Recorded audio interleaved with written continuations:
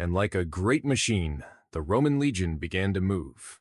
Shields locked, boots struck the earth in perfect rhythm, and the red wall of soldiers advanced across the field. Behind them, the standard-bearer raised the eagle high, its golden wings glinting in the morning sun. The sound of marching feet was like thunder rolling through the earth. Lucius moved with them, his shield pressed against the man beside him, the formation tight, unbreakable. His heart hammered in his chest, but his body moved by instinct. The drills, the endless training, had prepared him for this moment. Across the field, the barbarian hordes surged forward. Their war cries split the air, raw and guttural, echoing across the plain. Where the Roman line was disciplined, ordered, and controlled, the enemy was wild, fierce, untamed.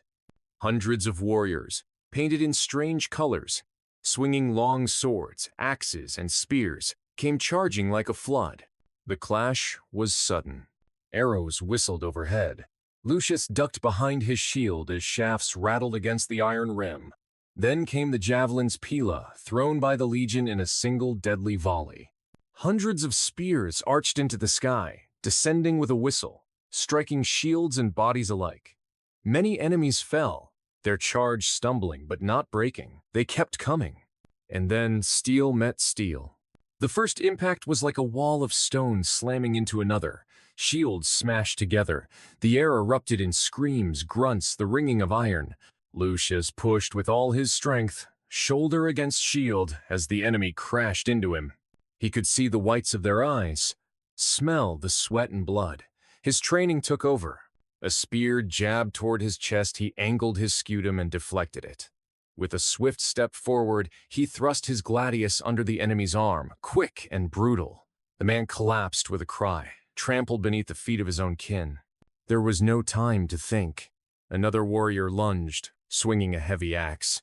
Lucius ducked, feeling the rush of air as the blade missed his helmet by inches. He stabbed upward, the gladius sinking into the man's stomach. He yanked it free, blood spraying across his shield. The formation held. Shield to shield, Rome stood firm against the tide. The centurions barked orders, voices cutting through the chaos.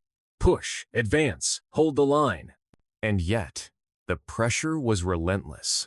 The barbarians hurled themselves forward with reckless fury. Their sheer numbers pressed against the Roman wall, forcing the legionnaires back step by step. The ground turned slick with mud and blood. Men slipped, stumbled, screamed. Lucius's arm burned from holding his shield. His hand ached from gripping the sword. His breath came in ragged gasps beneath the weight of his helmet. He was exhausted, but he fought on. Strike, shield, push, step, strike again. Everywhere around him, comrades were falling. Gaius, the veteran beside him, took an axe to the neck. He gurgled and collapsed, his shield dropping away, leaving a gap in the line. Lucius and another soldier scrambled to close it, slamming their shields together, even as the enemy pressed harder. The noise was deafening. The clash of iron, the roar of voices, the cries of the dying. The battlefield was a storm of chaos, every moment a blur of motion. And yet, through it all, the discipline of Rome held.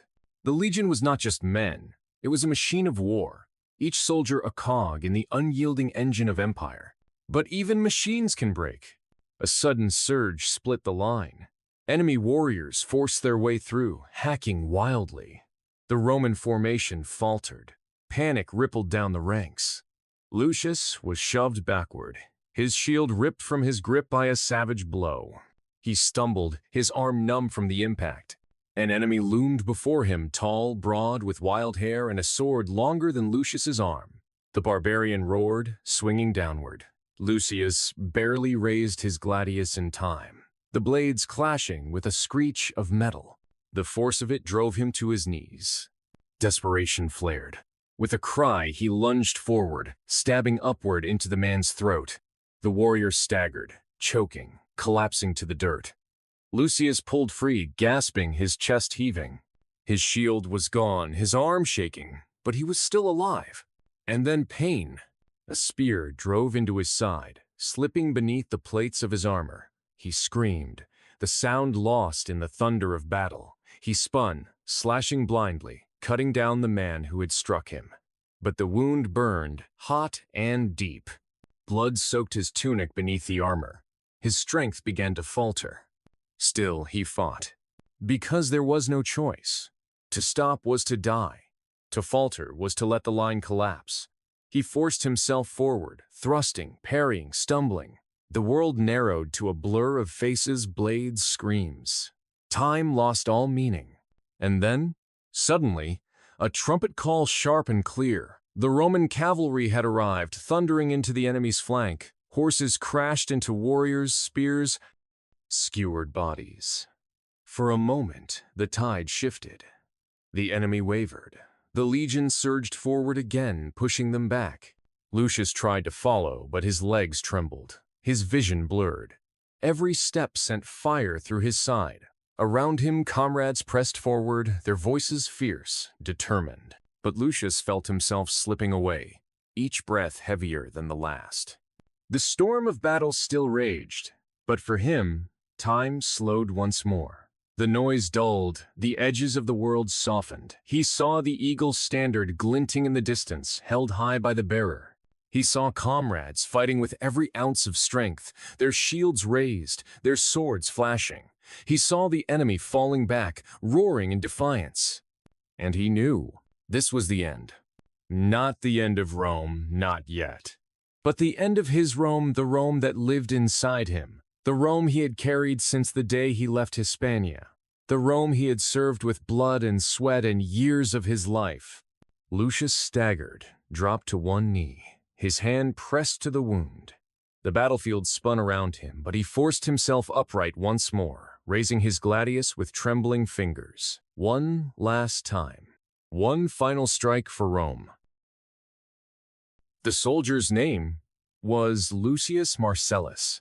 Not a senator, not a general, not a man whose name would echo in marble halls or survive in the writings of historians. He was an ordinary legionnaire, one of tens of thousands. And yet, his story carries the weight of Rome itself, because it was through men like him that the empire stood for centuries, and through their passing that it eventually began to fade. Lucius was born far from the heart of Rome, in a small village in Hispania.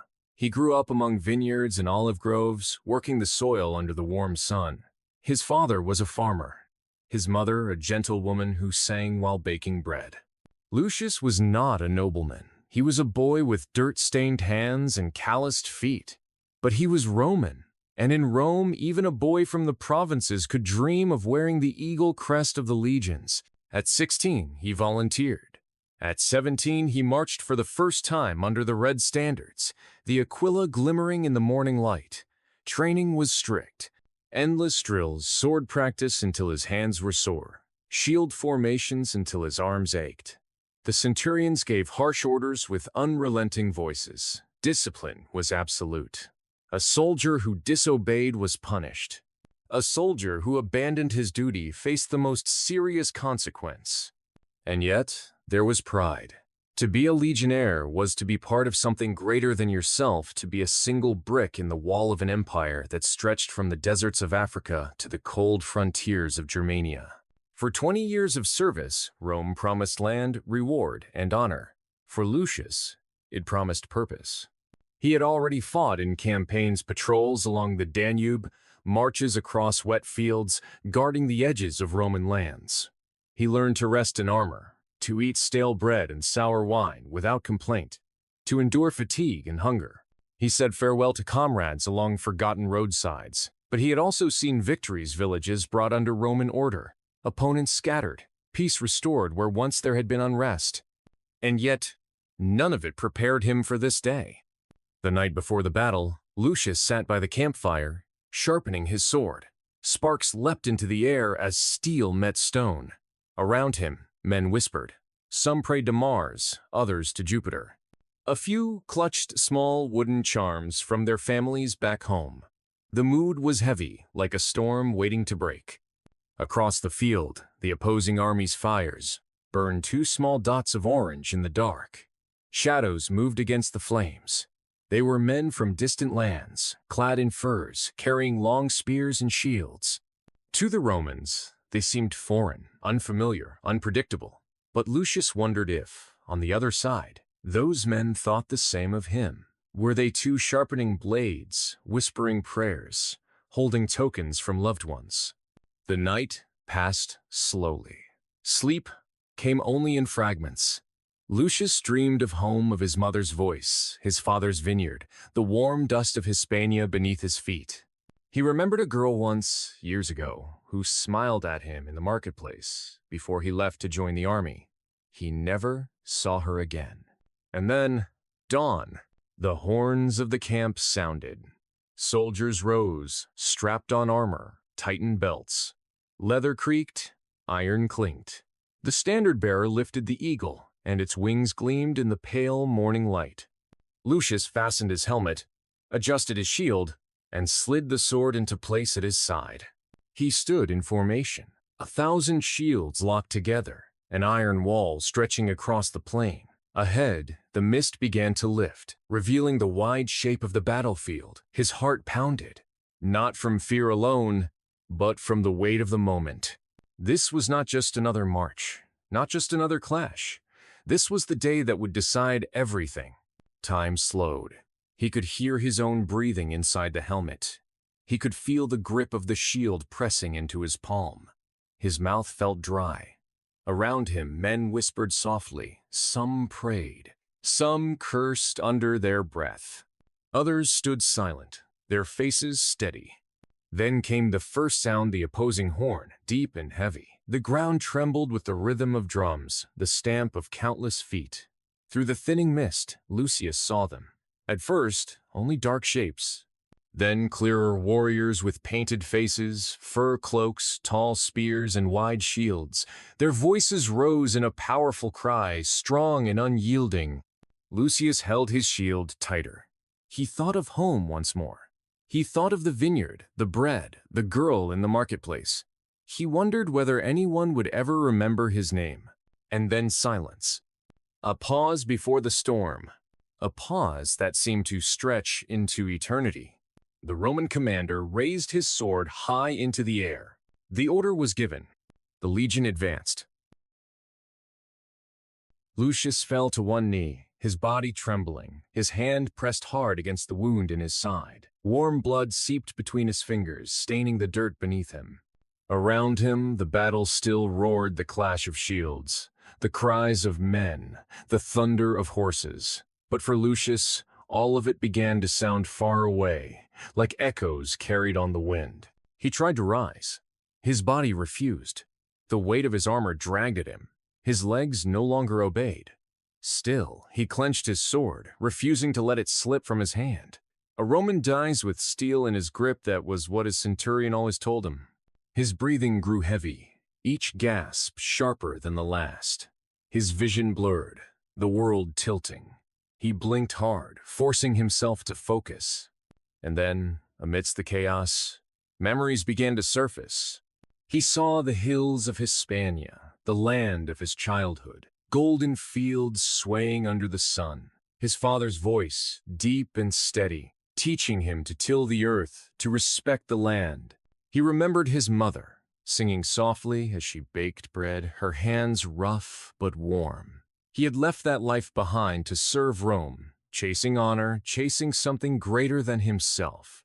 And he remembered the day he enlisted, the training ground, the weight of the Gladius pressed into his palm for the first time, the roar of commands, the sting of discipline, the endless drills. Rome had taken a farmer's son and forged him into steel. And now that steel was breaking. Another memory came, softer, gentler. A girl standing by a river, her dark hair catching the sunlight. He had loved her once, before he left for war. He had promised he would return, that he would bring honor and land, that he would make her proud. But war had no mercy for promises. He wondered if she still thought of him, or if time had carried her into another man's arms. The battlefield swayed before his eyes. A shadow loomed, another enemy warrior, bloodied but fierce, charging with a sword raised high. Lucius tried to lift his Gladius, but his strength faltered. Before the blow could fall, another legionnaire stepped in, cutting the enemy down with a brutal strike. The young soldier glanced at Lucius for only a heartbeat before turning back to the fight, the tide pulling him away. Lucius realized then how small each man was in the great storm of war. One life, one death, the machine of Rome moved on regardless. He was a single drop in an endless river. Still, he clung to one thought: Rome must endure. His head tilted back, his eyes catching the sight of the eagle standard still raised high above the chaos. The golden wings gleamed against the sky, unbroken, defiant. That sight filled him with a final surge of pride. The enemy might outnumber them. The ground might run red, but Rome stood. Rome fought. Rome endured. His breath came shorter now. Each inhale was a knife, each exhale weaker than the last. The sounds of the battlefield drifted further and further away, until all he heard was his own heartbeat, slow, heavy, fading. And then silence. In that silence, his thoughts turned inward. Not to victory, not to empire, but to the small things. The smell of bread from his mother's oven. The sound of laughter around a fire. The feel of soil between his fingers on a summer day. It was strange. At the end, it wasn't Rome's glory that mattered most. It was the simple moments of life he had once taken for granted. His grip on the Gladius loosened. The sword slipped from his hand, striking the ground with a dull thud. His shield was gone, his armor broken, his body failing. Yet, in his heart, he still felt the weight of Rome. He whispered a final prayer, not to the gods of war, but to the gods of home. That his people would live, that his family would be safe, that his sacrifice, however small in the vastness of empire, would mean something. His eyes grew heavy. The sky above blurred into a haze of blue and smoke. His chest rose one last time, then fell. And with that, Lucius, a son, a soldier, a Roman, slipped into the silence of eternity. The battle raged on without him.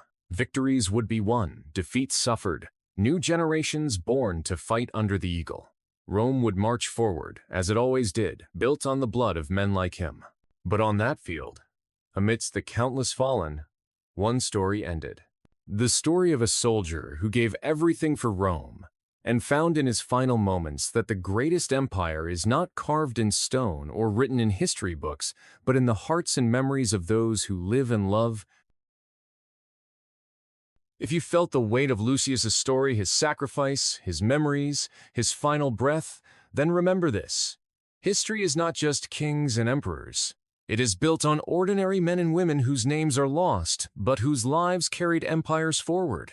If you want to hear more forgotten stories of those who stood in the shadows of history, make sure to like this video, share it with others, and subscribe, because many more voices from the past are waiting to be heard.